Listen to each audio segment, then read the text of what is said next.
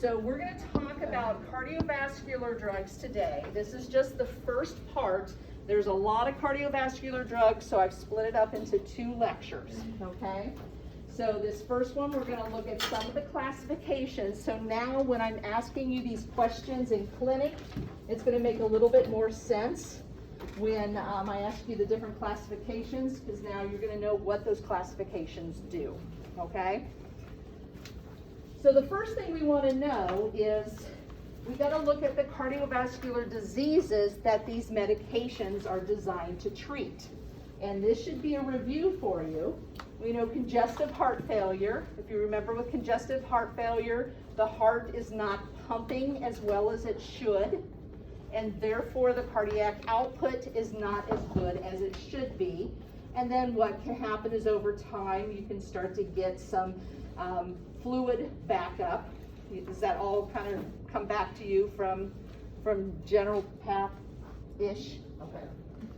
All right, arrhythmias. You know, there are patients that do have specific arrhythmias, and there are medications that they take to treat them. A lot of times when people think of arrhythmias, they're thinking of the heart-stopping arrhythmias.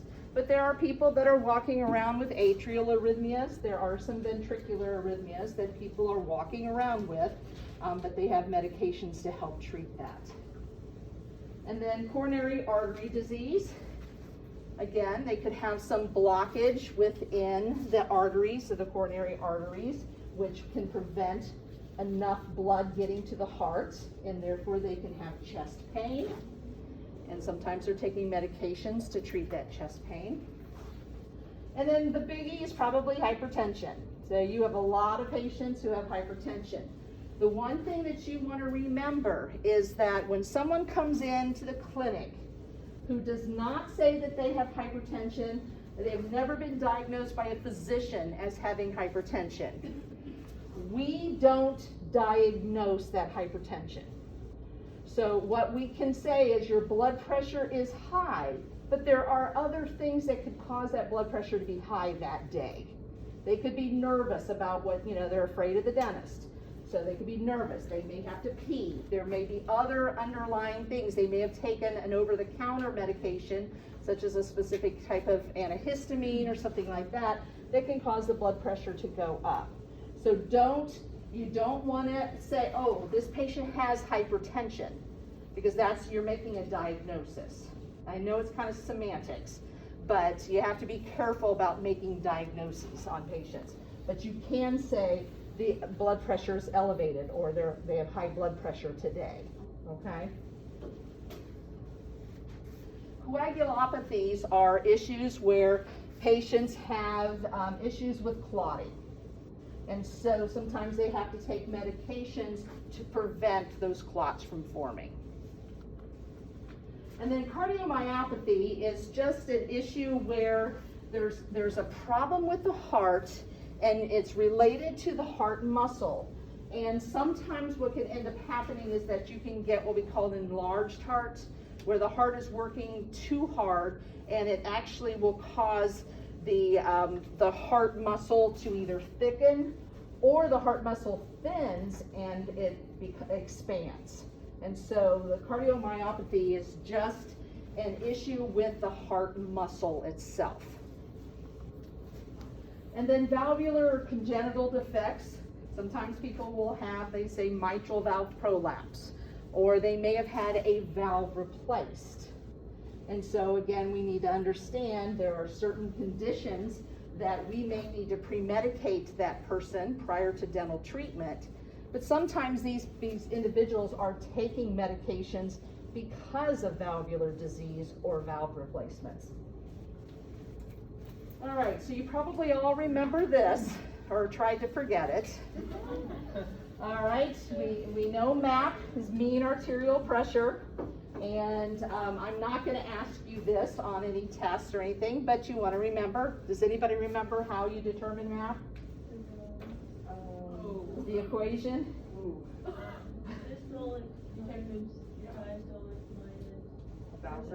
somewhere.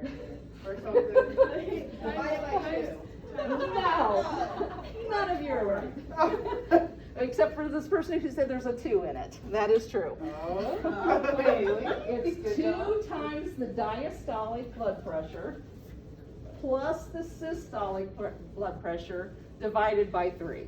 Oh, I don't know where my coffee came from, but. Yeah, there was a 2 in it. Just like divided by But again, I'm not going to ask you that. We've already learned that. I'm not going to ask you about this here. But it's something you really want to know that, okay? You may see it someday in the future in another exam that you might take that I will be giving you. Can you repeat? It's 2 times diastolic plus systolic. That whole thing divided by 3, and that gives you the map. All right, so we know map is determined by systolic and diastolic blood pressure. Systolic blood pressure is determined by cardiac output. Cardiac output is the amount of blood or the volume of blood that's pushed out of the ventricle over an entire minute. So we know that the blood that's pushed out of the ventricle every time the heart contracts is the stroke volume.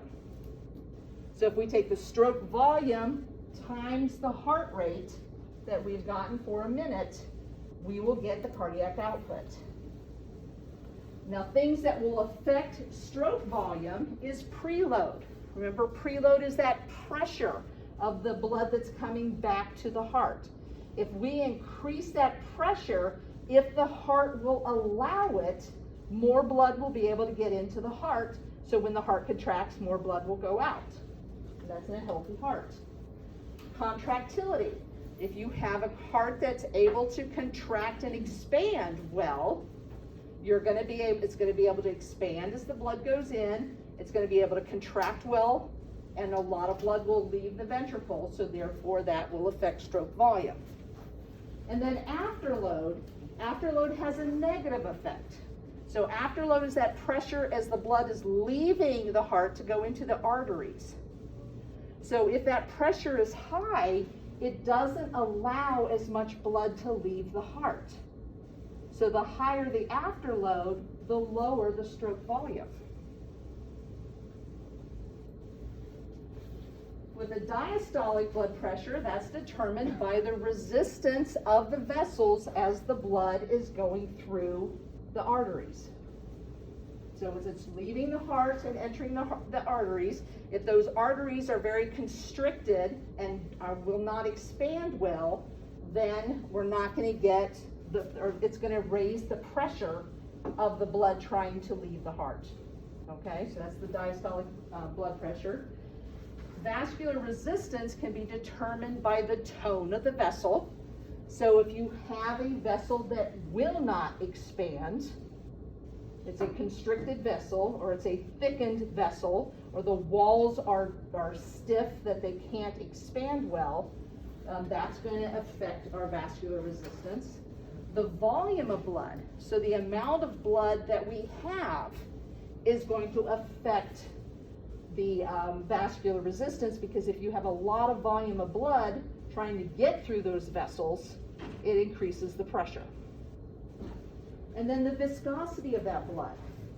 So the thicker the blood is, the harder it is to move. So think of if you're trying to pour water, or if you're trying to pour, let's see, what's something thick? A new ketchup bottle. And you're trying to get the ketchup to come out of the bottle. It doesn't come out very well, but if you try to pour water out of a bottle, it comes out easily, okay?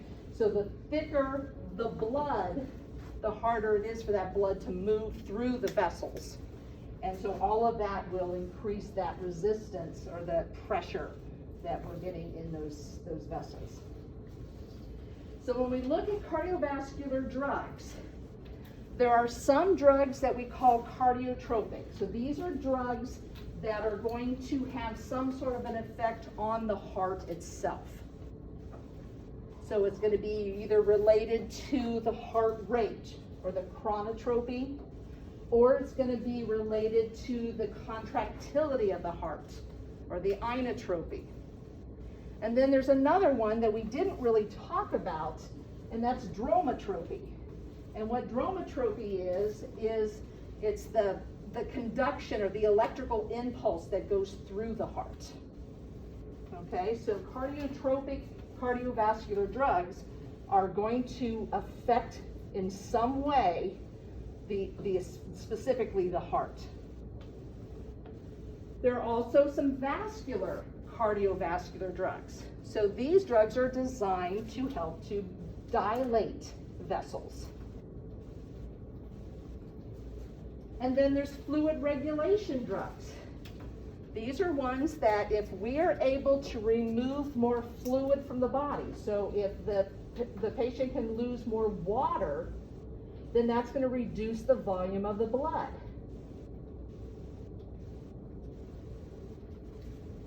And then there are some that fall into the coagulation category. So these are the drugs that are going to be designed to help to either prevent or break up clots. So again, I mentioned we have the cardiotropic drugs. So here we have the inotropic drugs, which are ones that are going to affect the actual contractility of the heart. We also have the chronotropic type that are going to affect the heart rate. Now, some of these cardiovascular drugs that we're going to talk about don't just fit into one category. They may affect the heart, the contractility, as well as the heart rate at the same time. Okay, so it's not like you have drug A is the inotropic drug, and drug B is the chronotropic drug, and drug C is the dromotropic drug. They all are, some have more than one effect. And then again, the dromotropic drugs affect the velocity or the speed of the electrical impulse or conduction that it goes through the heart. So when we look at chronotropic drugs, we're looking at drugs that are going to be affecting, like at the SA node, because we know that the SA node is that normal heart rate. It has its own heart rate, and then drugs can affect that either by speeding it up or lowering it. Whereas the dromotropic, once the SA node has fired, the dromotropic affects how fast that conduction goes through the heart. So it's going to affect how quickly the heart reacts to that SA node. Now, in the end, this is going to affect heart rate. Okay, it just affects it a different way.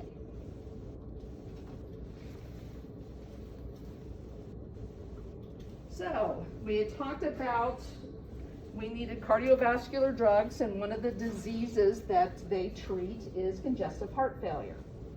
And if you remember with congestive heart failure, we have an issue where the heart is not able to either expand and contract well. And because of that, we can get backup of fluid.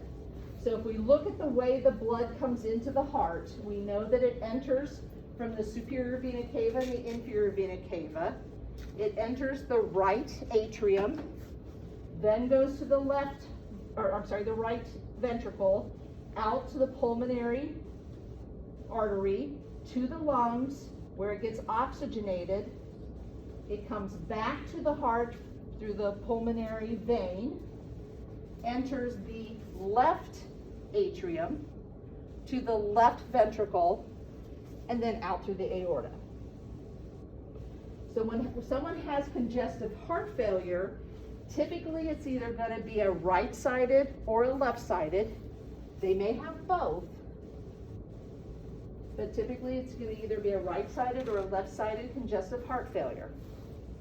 If they have the left-sided congestive heart failure, that means the heart is not able to accept that blood and then contract to push it out. So since the blood is coming back from the lungs, if the heart can't accept it and push it out, that blood's going to start backing up. And it's going to start backing up in the pulmonary region, because that's where the blood's coming back from. So when someone has left-sided congestive heart failure, you're going to see pulmonary edema. So when you listen to them breathe, you're going to hear a lot of crackling and noise from fluid that is backing up. With right-sided congestive heart failure, now the right side is not able to accept the blood that's coming back from the body, or it can't contract and push it out well enough. And so this fluid is going to start backing up from the superior vena cava and the inferior vena cava.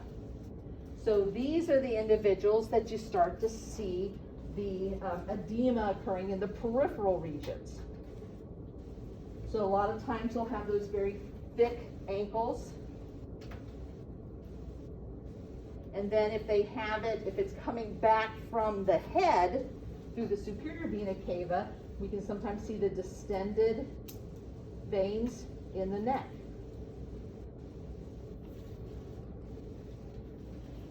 So what can we do to treat congestive heart failure? We know that the heart is not working well. So some of the things that we can do is, number one, if we reduce the volume of blood, then the heart doesn't have to work as hard because there's less blood for it to have to push through. So if there's less blood, there's going to be less blood backing up and less of that congestion or that edema. The other thing we can do is we can reduce how much blood is coming back to the heart. So if we leave the blood alone, so we leave the volume alone, but if we dilate the vessels coming back to the heart, then there's less blood that needs to come back because it can kind of stay in the veins and not back up in other places. And then lastly, we can do something to increase stroke volume. So there are drugs that help with the contractility of the heart. So if we give them those drugs, then they can expand, the heart can expand better to accept the blood, and it can contract better to push the blood out. So the drugs that increase stroke volume are designed to work on the heart muscle to help the compliance and the contractility. Remember, compliance is the expansion of the heart, where it can expand, and then the contractility is the squeezing of the heart to push the blood out. So let's look at some meds that are used to treat congestive heart failure. Diuretics. Diuretics help the patient pee. They pee, they lose more water. If you lose more water, you reduce the volume of blood.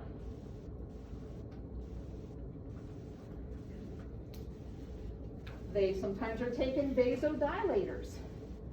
Again, the vasodilators, if you expand the size of those veins, then the blood has more room to kind of sit, so it's not backing up in areas.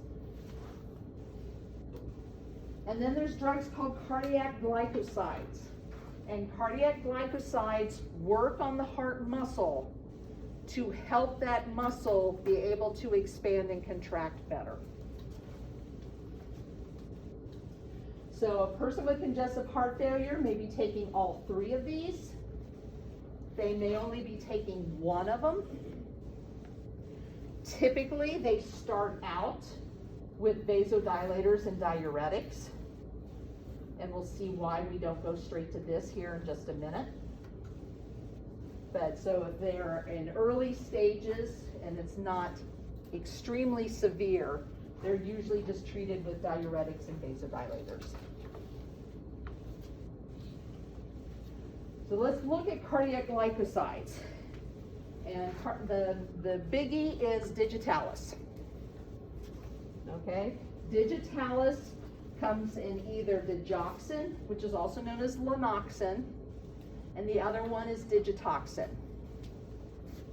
Now I will tell you, in the US, they no longer use digitoxin, but sometimes they still will ask questions about it on your boards. So I'm giving you the information about digitoxin, but if someone is taking a cardiac glycoside in the US, it's gonna be Lanoxin or digoxin, okay? So the way that the cardiac glycosides work is that they help the heart muscle be able to contract better. So it's working directly on the muscle. If the heart can contract better, it can push that blood out so that more blood can come in and it's not going to be backing up. It also reduces heart rate. So it's typically not used for congestive heart failure for that reason, but sometimes with people with a severe atrial arrhythmia, it will reduce the heart rate.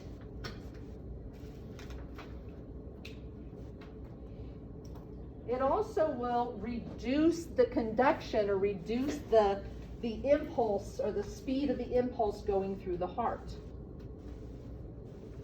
So this is also good for arrhythmias, but it's actually a bad thing for congestive heart failure.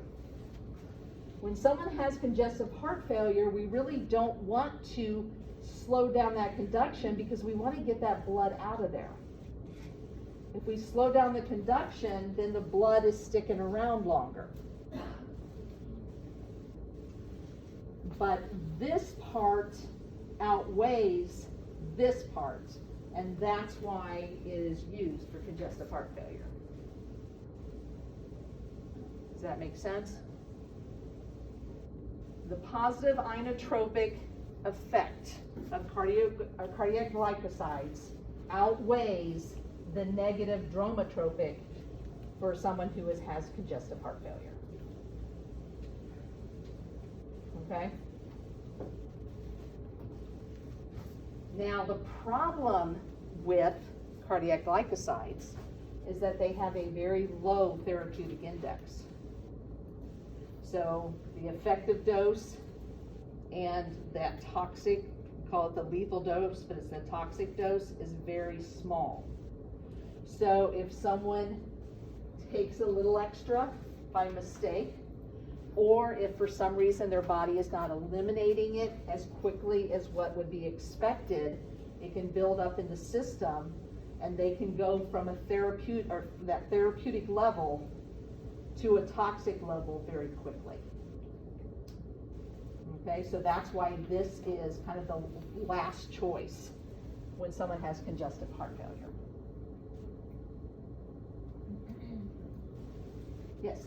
So when you're talking about digitalis, what are we talking about? Is that what is the name for that? I think I'm confused. Was the name What is it? So cardiac is the cardiac glycoside?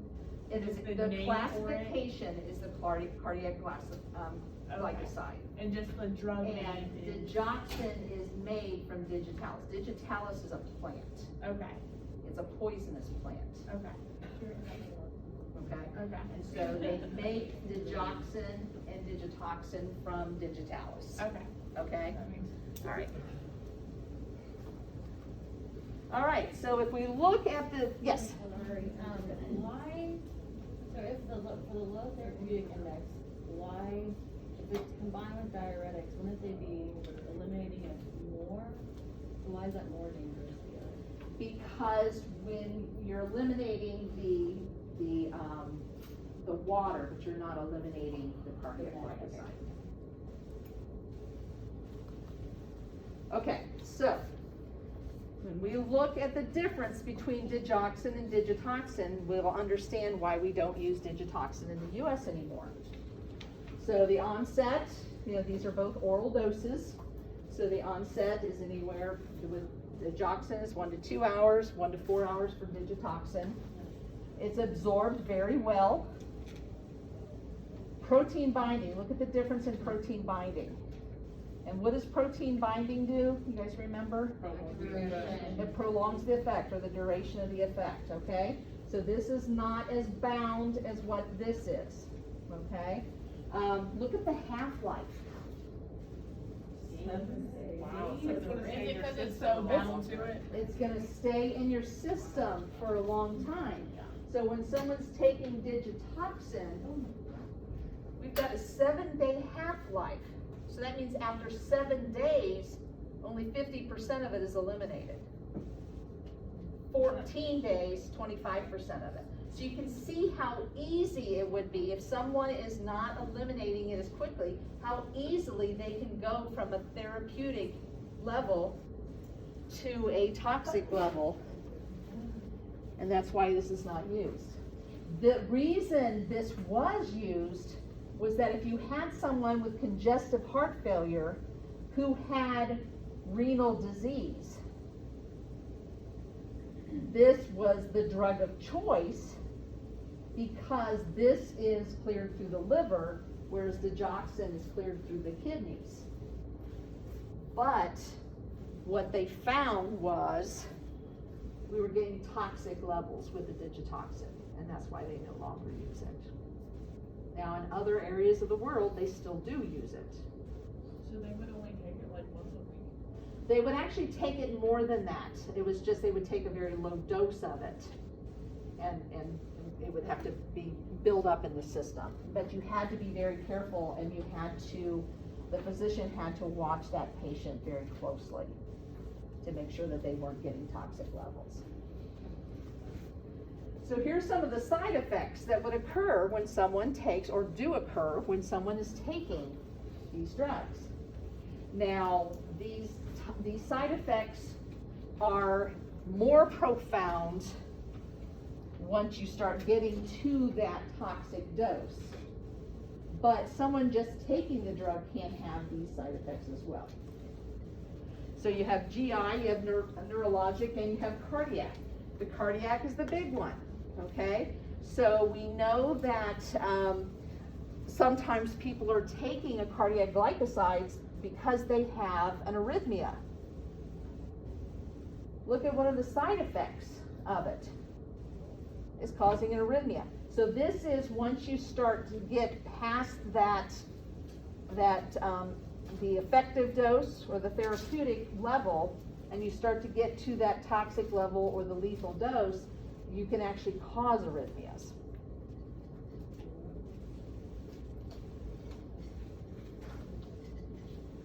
So in the dental office, if you have a patient in your chair who's taken Lanoxin, then you want to be careful about how much epinephrine you give them, because remember, epinephrine in some cases can trigger an arrhythmia. If you have an individual who's taking a cardiac glycoside who is susceptible to an arrhythmia, and you give them epinephrine, you could trigger that arrhythmia. So you want to limit epinephrine, and if you can get away with it, don't give it to them at all. The other thing is that one of the side effects or adverse effects is increased salivation. So if you got a patient in the chair that you're trying to keep dry to get a good impression on them, they're going to have increased salivation. So for you guys, it's just going to be annoying. You'll be suctioning them more when you're cleaning the teeth. But depending on the type of treatment that's being done, if you need to keep an area dry, it's more difficult to keep it dry because of the increased salivation. All right, so let's look at neuroconduction through the heart. We know it starts at the SA node. The SA node fires.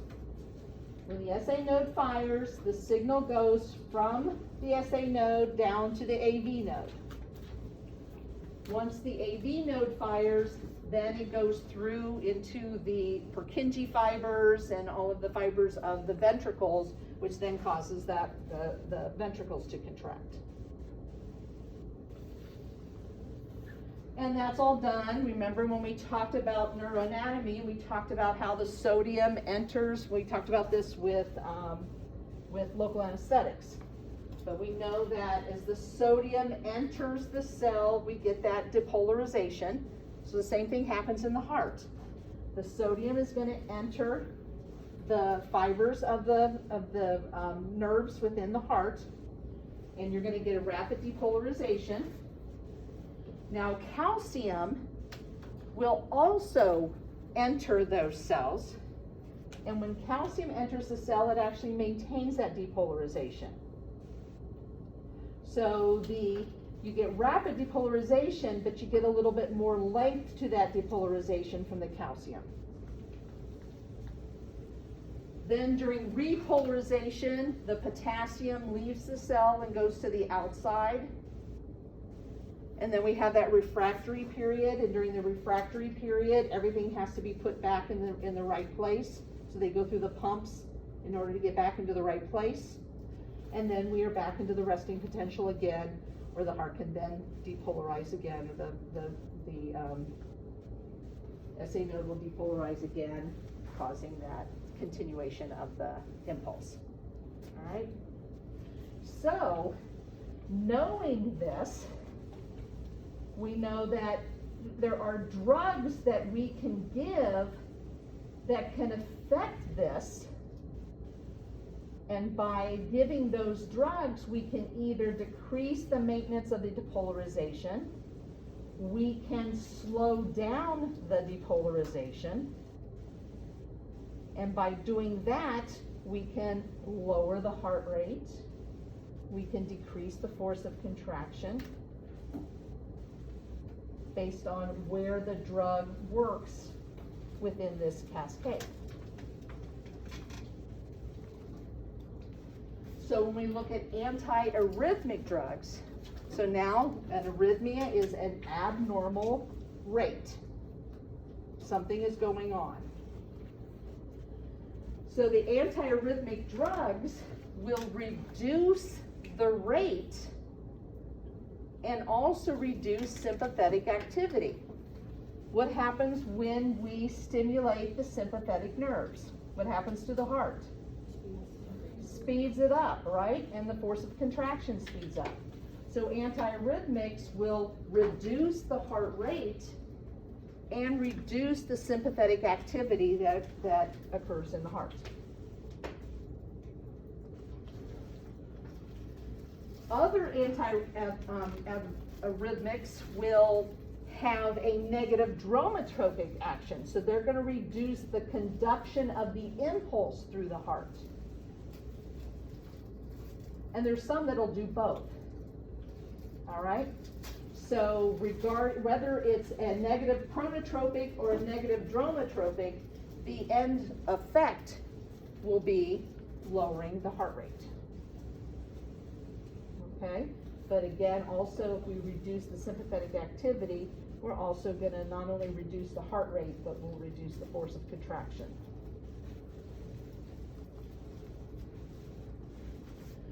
So, some antiarrhythmic drugs are the sodium channel blockade. Remember, when we get the depolarizations, because the sodium has entered the cell. So if we can give them a drug that blocks those channels, then we're going to prevent or lessen the depolarization that's going to occur. And the biggie is lidocaine. You'll notice when I list these drugs, the drugs that are in white, those are the ones that you need to know. Okay? So lidocaine is a sodium channel blockade drug. So when someone who has had one of those shockable rhythms, so we have a medical emergency, we use the AED, and it indicates that the patient needs to be shocked. We shock them back into a normal sinus rhythm. Quite often what they'll do is they'll hang a lidocaine drip, and what it's designed to do is the lidocaine will block those sodium channels to hopefully prevent that person from going back into an arrhythmia again. So just because you've shocked somebody into a normal sinus rhythm doesn't mean they're going to get up and go home and be fine. They could go back into that rhythm. So this lidocaine drip that they give them helps to prevent them from going back into that arrhythmia. There are some calcium channel blockades. So remember we talked about the sodium goes in, the calcium goes in, which then lengthens that depolarization or maintains that depolarization. Well, there are some drugs that are calcium channel blockers. The calcium channel blockers block the channels so the calcium can't get in. So therefore, we don't maintain that depolarization. And verapamil is one of them. Not all the calcium channel blockers do this, and that's why it says some. But verapamil is one that does do that. And verapamil actually directly affects the heart. Okay, so it works on the heart muscle, it works on the SA nodes, and it works on the AV nodes. All right, so it directly works on the heart. Beta 1 blockers, like propranolol, will also help by lowering heart rate and lowering force of contraction because it's blocking those beta 1 receptors, so it's reducing the sympathetic effect in the heart.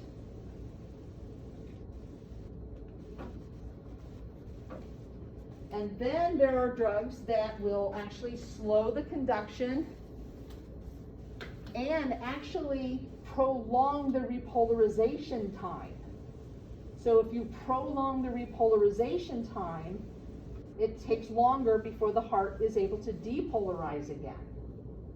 Because you have this long repolarization, then there's that refractory period, then the heart can contract again.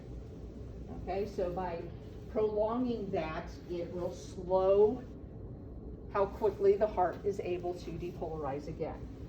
And verapamil will actually do the same thing. So verapamil is a calcium channel blocker, but it also will slow conduction and prolong repolarization as well. And then this is just a reminder again. Here's where the sodium comes into play. So the sodium channel blocker would work in this area of this cascade. Calcium channel blocker works in this area of the cascade. Beta 1, we know, affects the sympathetic effect. And then the prolonging the repolarization is going to be working in this area here. All right, is everybody following me with this? All right, let's look at coronary artery disease. So the coronary artery disease, we know that there is an imbalance between the amount of oxygen the heart muscle needs and the amount of oxygen the heart muscle is getting. And that can either be due to a decreased supply of blood, either because there's some blockage or atherosclerosis within the coronary arteries. There could be vasospasm of the coronary arteries, or there could be a blood clot. All of those will decrease the supply of blood that's available to get to the heart, which therefore will decrease the supply of oxygen that gets to the heart muscle. With increased demand, as the heart rate goes up, the heart is working harder. The harder the heart works, the more oxygen it needs. Wall tension, if the walls are not able to contract and expand well, the heart has to work much harder in order to try to contract and expand. And so again, the harder the heart muscle is working, the more oxygen it needs. And so that's an increased demand. So just looking at this again, this is just a review. We know about MAP, we know about preload and contractility. If we increase preload and contractility, we increase stroke volume. If we decrease afterload, we increase stroke volume. So the problem is with coronary artery disease, we're not able to get the blood to the heart. If the blood cannot get to the heart, what happens? What symptoms does a patient have if they can't get enough oxygen to their heart muscle? Angina. They get chest pain, right? Okay, so one of the ways of treating that is with nitrates. So some of your patients have nitroglycerin that they take. So the uses for nitrates are for coronary artery disease. When someone has angina, they carry their bottle around with them. They start to have the pain. They put one of the tablets, or most of them don't have a spray. They put one of the tablets underneath their tongue and let it dissolve underneath their tongue. Why don't they swallow it?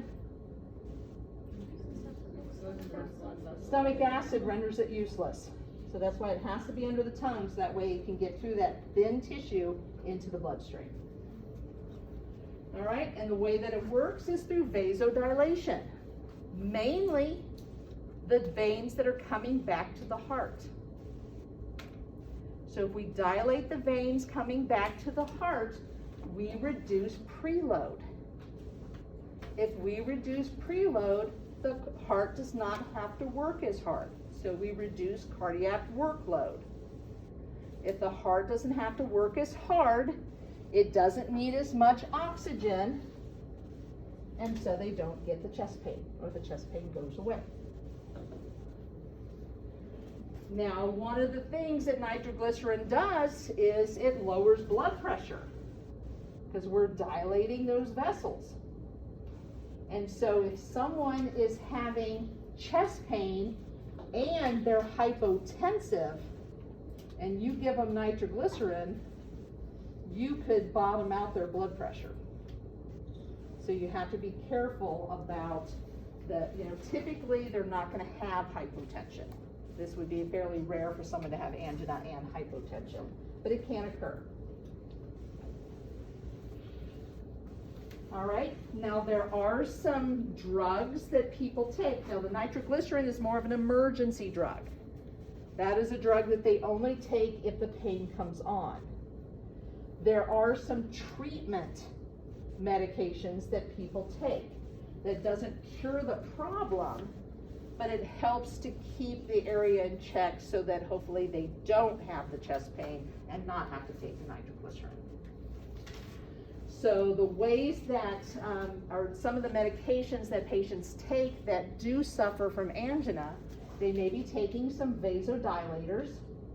The vasodilators may if they dilate the veins, it's going to decrease preload. If it dilates the arteries, it decreases afterload.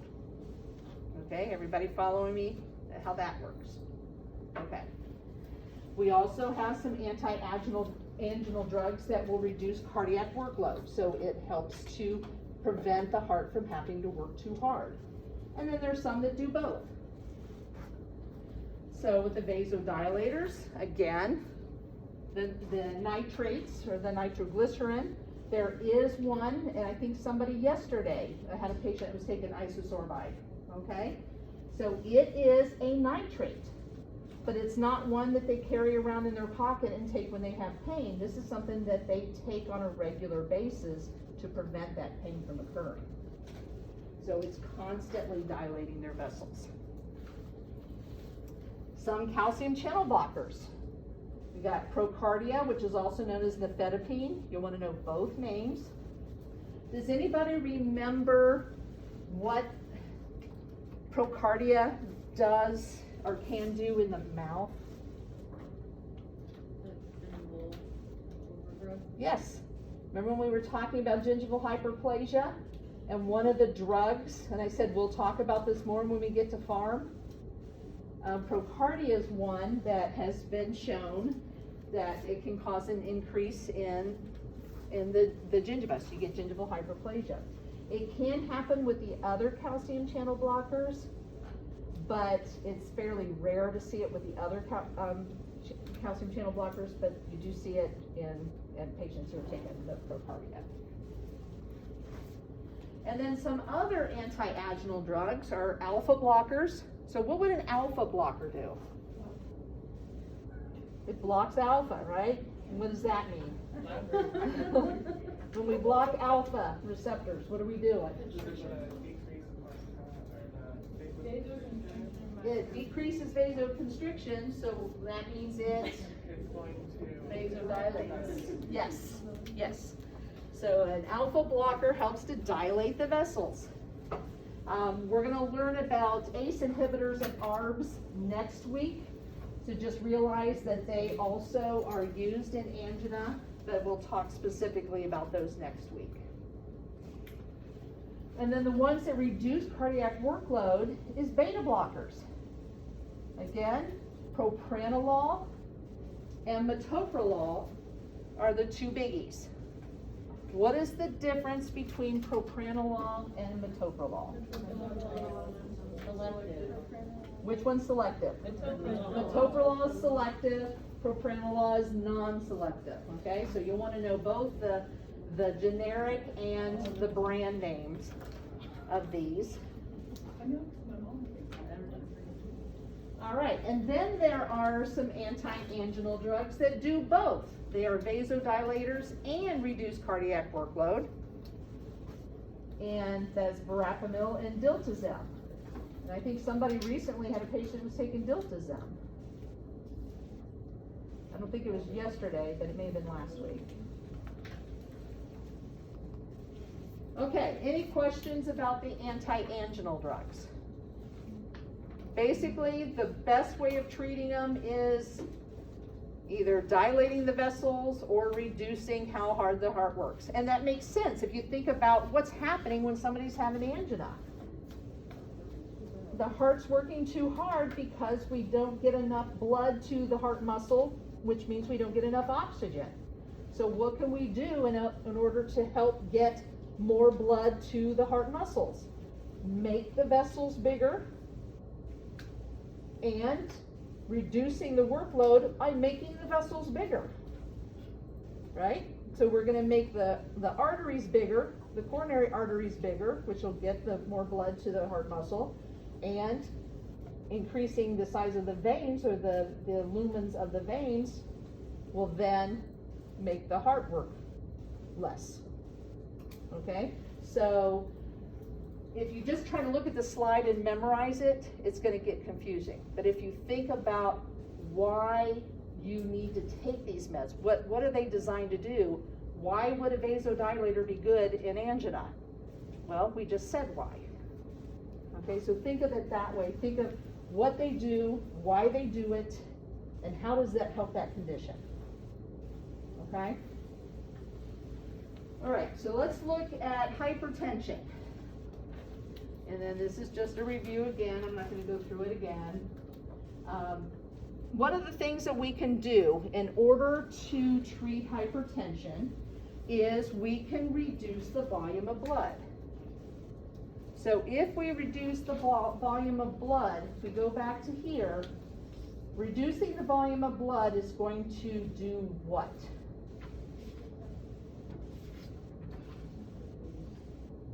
We reduce the volume of blood. Is there going to be less blood going back to the heart? So it'll decrease preload, which will decrease stroke volume, which will decrease systolic blood pressure. And since this is all interrelated, it will also help to reduce diastolic. Okay? Does that make sense? Reducing the volume of blood reduces the amount of blood going back to the heart, which reduces the amount of blood coming out of the heart, which is the stroke volume. Stroke volume with heart rate determine systolic blood pressure. And since this is all interrelated, by reducing systolic blood pressure, you will eventually also reduce diastolic.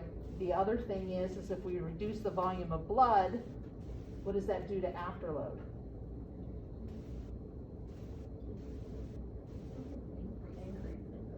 If we reduce the volume of blood, what does that do to the pressure of the blood coming out of the heart into the arteries?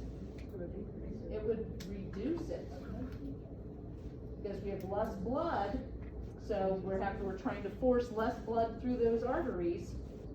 So resistance goes down.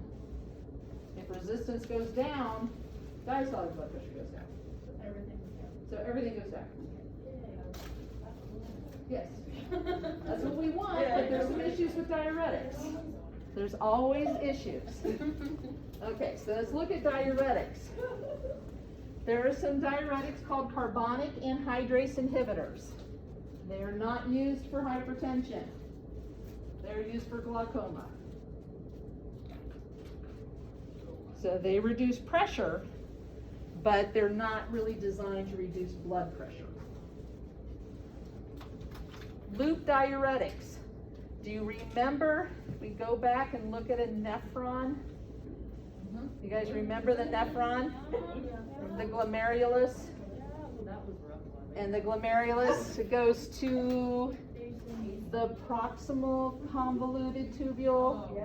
Then it goes to a loop of Henle to the distal convoluted tubule. I don't remember none of that.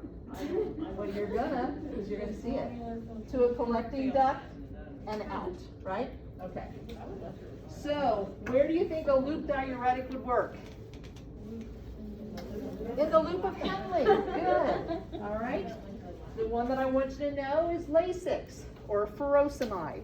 You want to know both of those names.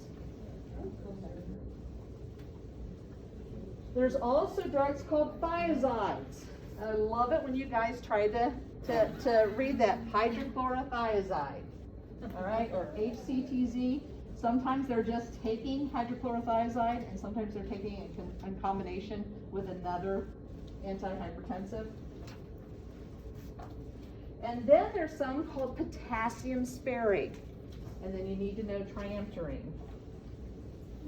And we're going to see why, potassium sparing is important, because the way that these are designed to work is to make you pee.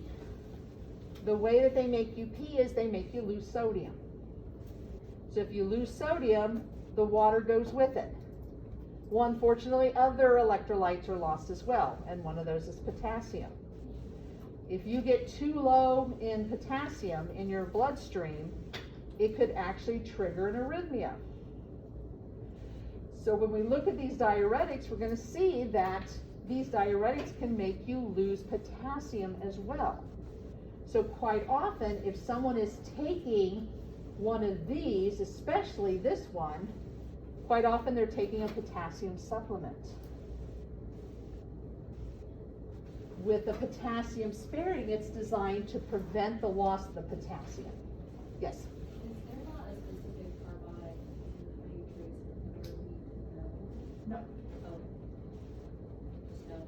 Just know that it's Know that its primary use is glaucoma. Okay, here we're looking at a nephron. All right. Blood, it is.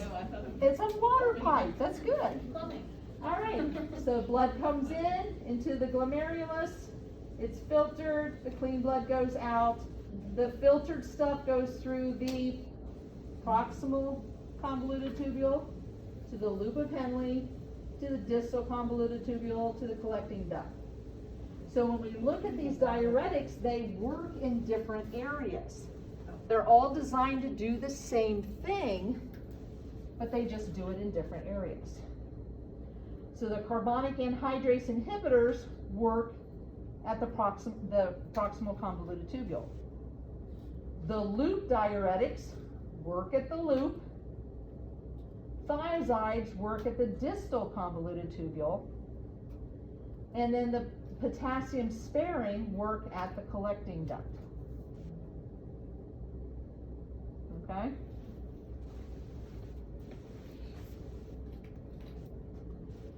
So again, their purpose is to lose water. If you lose water, then you're going to lower the volume of blood. And the way that they do it is, again, they prevent the reabsorption of sodium. So if the sodium is lost, the water follows it. And that's why you lose the water. So it's good in congestive heart failure. Again, reducing the volume of blood is good in someone with congestive heart failure. And it's also good in someone who has hypertension. So quite often you'll see your individuals with hypertension will be taking some sort of a diuretic. The precautions, again, if you lose too much potassium, hypokalemia is too low of a potassium in the blood. If you have too low a level of potassium in the blood, you're at risk of having an arrhythmia. So here we're looking at the three diuretics. You do not need to memorize the numbers. But what I want you to realize is that this is how much volume of water is lost when they take this type of a medication. So if someone takes a thiazide, they lose 3 milliliters per minute of fluid. If they take a loop diuretic, they're losing 8 milliliters. Again, you don't have to know the numbers. Just realize, which one do you lose more? The loop. Which one do you lose the less? The least. The potassium sparing. Let's look at the potassium. Which one do you lose the most potassium? The thiazides. Which one do you lose the least amount? The potassium sparing, okay? So what I want you to know is which one has the greater volume of loss of water, in order. Know that in order. Know the potassium. Again, don't memorize the numbers. Just know you're going to lose more potassium with thiazides. You're going to lose the least amount with the potassium sparing, and the loops are in the middle. Okay? So these individuals quite often will be on a potassium supplement. These may be on a potassium supplement. These don't need to be on a potassium supplement. Yes? What do water pills do? So then people will take water pills to help them if they retain a lot of water. Is that kind of the same? A water pill would be a diuretic. Okay. Yeah. Yeah. All right. Now, there are some that are a combination. So you may see someone who's taken diazide or maxide. These are a combination of triamterene, which is the potassium sparing, and hydrochlorothiazide. So this helps to maintain that potassium, and this one helps, this one causes the loss of potassium, but because they add the triamterene in it, it helps to keep that. So they'll get the diuresis and hopefully not a loss of the potassium. Yes? Do they lose more water as well from the combination, or is Yes. it like adjusted? Yes. The water loss is also. Yes, they have the water, a little bit more water loss, plus they protect that potassium more. All right, let's go to my favorite, beta blockers. Okay, beta blockers, the only reason people take, hold on, let me take that back, that's not true. When they are trying to block a beta receptor, the only beta receptor that needs to be blocked is beta 1. There is no reason to take a strictly beta 2 receptor blocker. All right, what is a beta 2 receptor blocker? What would a beta 2 receptor blocker do? It would cause vasoconstriction in the skeletal muscles, in the vessels and skeletal muscles, and bronchoconstriction. Is there any medical reason why somebody would need to constrict their bronchioles and constrict the vessels in their skeletal muscles? No. They're bleeding too much? So they're breathing too much. Oh, breathing too much. Okay, yeah, we want them to stop breathing. We'll just give them morphine. All right, so when someone is taking a beta blocker, whether it's a selective or a non-selective beta blocker, we're only trying to block beta 1. It's just with the non-selectives, we also get beta 2 blockage. Okay? Now, when we block beta 1, what happens to the heart? Heart rate goes down, heart rate goes down, and what about force of contraction? Force of contraction goes down, so we have a negative inotropic and chronotropic effect. So its indication would be hypertension, because again, we'll reduce cardiac output. How are we reducing cardiac output? What two things determine cardiac output? Stroke volume and heart rate. Okay, so if we're reducing heart rate, we're going to reduce cardiac output, right? Okay. All right, arrhythmias. So if someone has arrhythmias, sometimes they're taking a beta blocker, again, to reduce the rate. For angina, some individuals may be taking a beta blocker for angina. That is for reducing workload because it reduces the force of contraction. Does it dilate the vessels? No. All right, so this is just a reminder. We talked about this when we were talking about the anesthetics. You have someone who's taking, or a normal, healthy individual, and you give them some lidocaine with epinephrine. Okay, so we're giving them a low-dose epinephrine. So we introduce the epinephrine in their body. When we introduce the epinephrine, we get a larger beta-2 effect. So we'll get some dilation of the blood vessels in the skeletal muscles. We'll get some opening of the bronchioles. And we get a little bit of alpha. Why do we put epinephrine in the anesthetic? Which effect? Alpha or beta-2? For alpha, okay? So the alpha causes the vasoconstriction. So now we have a patient who's taking a non-selective beta blocker. We give them that low dose of epinephrine. Normally we would expect a larger beta-2 effect and a smaller alpha effect. But we're blocking the beta-2 because they're taking a non-selective beta blocker. So when they're taking a non-selective beta blocker, and so we're blocking beta-2, we get strictly an alpha effect. And so what are we going to see? A lot of vasoconstriction, right? And what can happen if someone is hypertensive?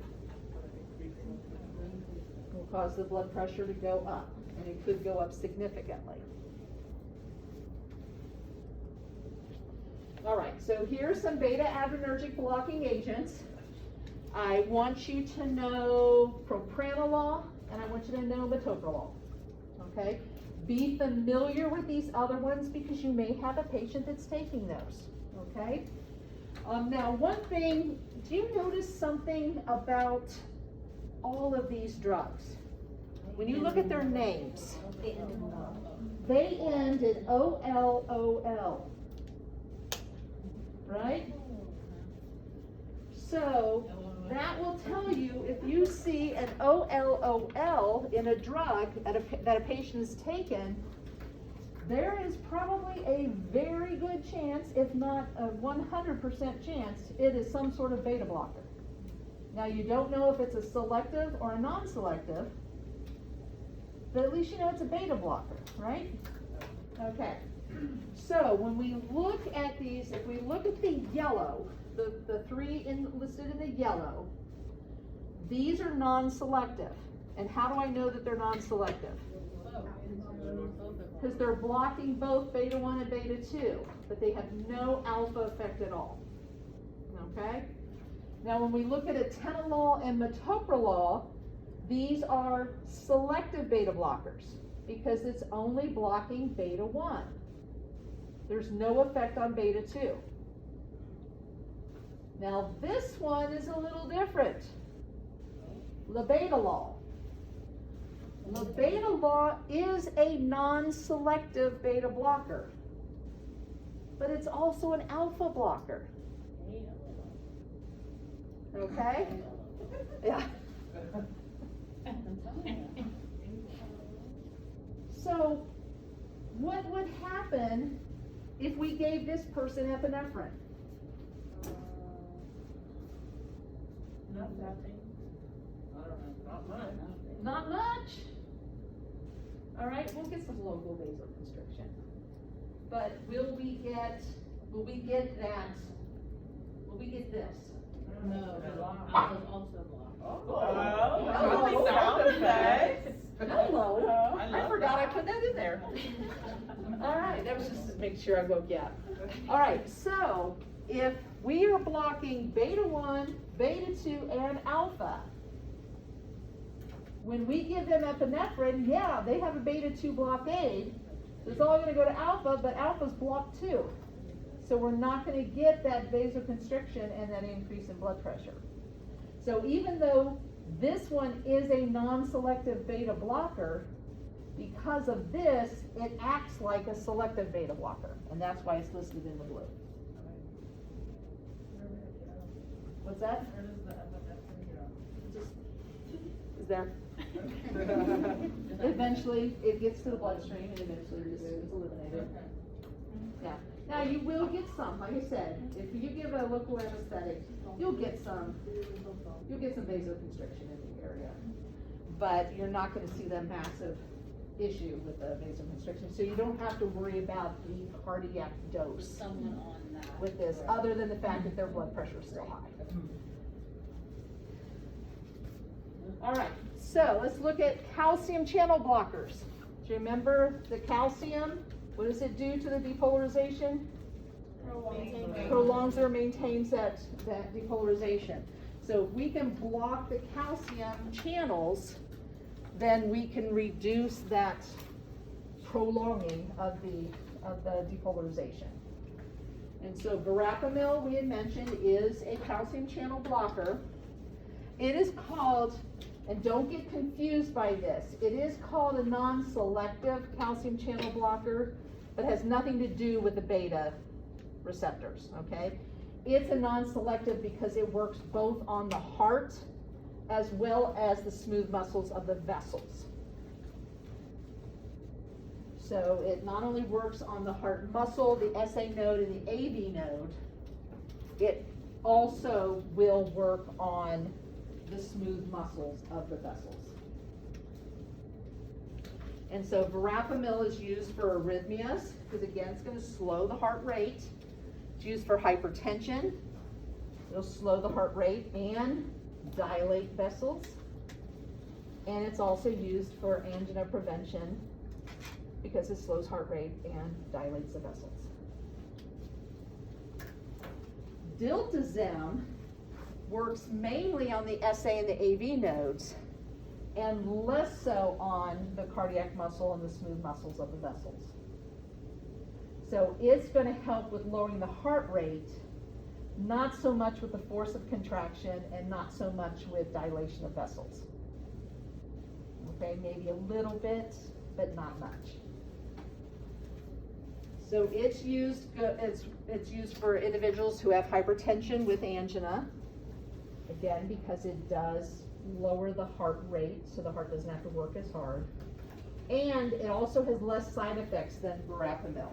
Well, no, and when we talk about side effects, we're talking about the typical side effects you see with someone who has taken an antihypertensive medication. So the biggie is the orthostatic hypertension. When they get up too fast, you see that happening less with an individual who's taking diltiazem than when they're taking verapamil. Now, nifedipine is also a calcium channel blocker, but it doesn't work on the heart at all. It works on the blood vessels, the peripheral muscles of the blood vessels. And so nifedipine causes vasodilation. And it is used for individuals with hypertension. Can it be used for someone who has angina? Yeah, but there's better ones, and that's why it's typically not used. Okay, so here we're looking at some different calcium channel blockers. The ones I want you to know are verapamil, diltiazem, and nifedipine. So if we look at verapamil, we had said that it works on the heart as well as the smooth muscle of the vessels, right? So we've got these effects on the heart plus this. I think I forgot to circle that. Diltiazem works on the heart, but to a lesser extent than what verapamil does. It also works on muscle a little bit, so less than extent as verapamil does. But if we look at nifedipine, nifedipine really has very little effect on heart. All of its effect is on vasodilation of the smooth muscles in the vessels. All right, so calcium channel blockers, the ones that slow calcium influx to the SA node, AV node, and to the heart. Again, we talked about verapamil. And the way that it works, again, if we slow the conduction in from the SA node, the AV node, and to the heart muscle, we are going to slow the heart rate and the conduction through the heart. If we are going to work on those peripheral, the muscles, smooth muscles of the peripheral blood vessels, we're gonna dilate vessels. So we dilate the coronary arteries. And again, this will be used in angina, hypertension, and verapamil can be used in arrhythmias because again, it affects the heart rate to a more significant effect than the other calcium channel blockers that we talked about. And then the ones that block calcium influx to smooth muscle, again, is going to inhibit vasoconstriction, so therefore we're going to get vasodilation, and nifedipine or procardia is the biggie with that. And then this is used again for hypertension and coronary artery disease, which because it has an indirect action, the indirect action is it doesn't directly work on the heart, it dilates the vessels, which then in turn will let the heart work less. All right.